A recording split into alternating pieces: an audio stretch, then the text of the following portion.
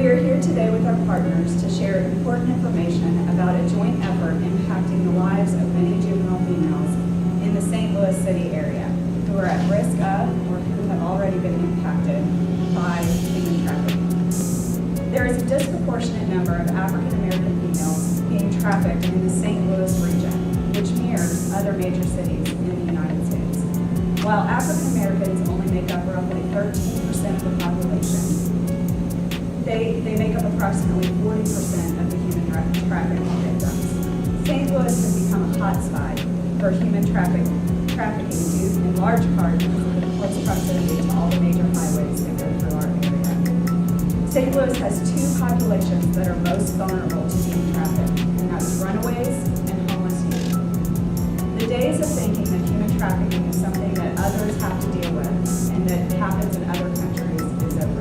It's happening right here in St. Louis, and it's growing rapidly.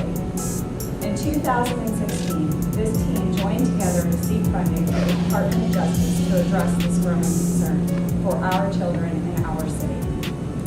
The goal of this collaboration is to divert these young female victims from being detained by providing them treatment in a safe, nurturing, and trauma-informed residential facility.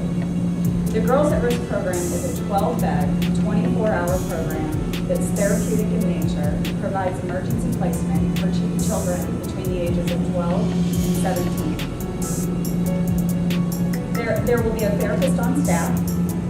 There will also be staff for every 3 to 4 children that are brought to us, and we will have a guard outside our facility for extra security. Our facility is licensed by the state of Missouri. The girls will be placed with us through law enforcement, the Children's Division, or the court. Each female will have an assigned police mentor, medical care, mental health services, and guidance to help support creating change in their lives. Washington University will also be collecting data on the children to meet the expectations of the performance measures defined by the Department of Justice. I will now turn it over to Detective Sergeant Claiborne Holdrow with the St. Louis Police Department to share more about human trafficking and their involvement in this initiative. I am a detective sergeant with the Intelligence Division with the St. Louis Metropolitan Police Department, where we are responsible for investigating human trafficking. Our department investigates 2 types of human trafficking, and that's labor trafficking and sex trafficking, but the large majority of the cases that we investigate involve sex trafficking. Human trafficking is a form of modern-day slavery. It involves the illegal movement of people within countries or between countries for the purposes of forced labor and sexual exploitation.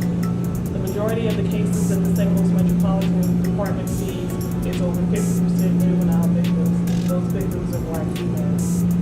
This initiative or this grant is very important because what we are missing is a holistic approach to treating these juveniles once they've been identified as human trafficking victims. The guard shelter will allow these victims to be treated and have a safe place to stay while they're being involved in treatment. It will also help with investigations because, as Sarah mentioned before, our juvenile females who are involved in sex trafficking often are runaways, and they will continue to run back to the trafficker if they are not kept in a safe place. So this facility will meet their need and help with our investigations. The St. Louis Metropolitan Police Department will also have mentors involved. These mentors will serve as an extra support for these victims who are housed at the bar facility and help to bridge the gap between the community and law enforcement.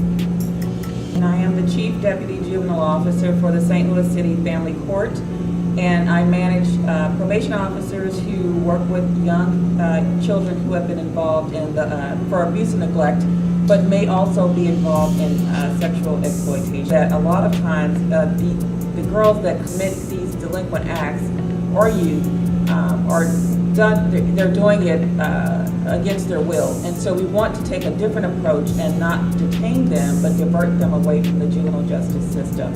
We've been collaborating with Annie Malone for the last few years for this type of diversion. And we know that this population is very vulnerable. Many of the youth in foster care, they're preyed on because some of the traffickers know that they're looking for love, they're looking for an opportunity to have someone to care for them. And so we are so excited to have this space so that they can be secure, they can feel safe, they can get the treatment that they need, and also with all of our partners, a holistic approach, as Sergeant Claiborne said, making sure that all of their needs are met. And so now I will turn it over to Washington University, Dr. Romy Price. My official title is Professor of Psychiatry in the School of Medicine at the Washington University. I am also a founder of Human Trafficking Collaborative Network, which arose from academic personnel like myself wanting to contribute to the community's effort to combat human trafficking. I'm just going to mention two important things which has already been addressed. First is that the juveniles' sex exploitation is increasing, not only nationwide, but also in St. Louis. And this is fact number one. And secondly, most of these children, not just the girls but the boys, often have a contact with child welfare system. So for me, just having this emergency facility in North St. Louis is a major achievement to assist those girls who do not have any other means.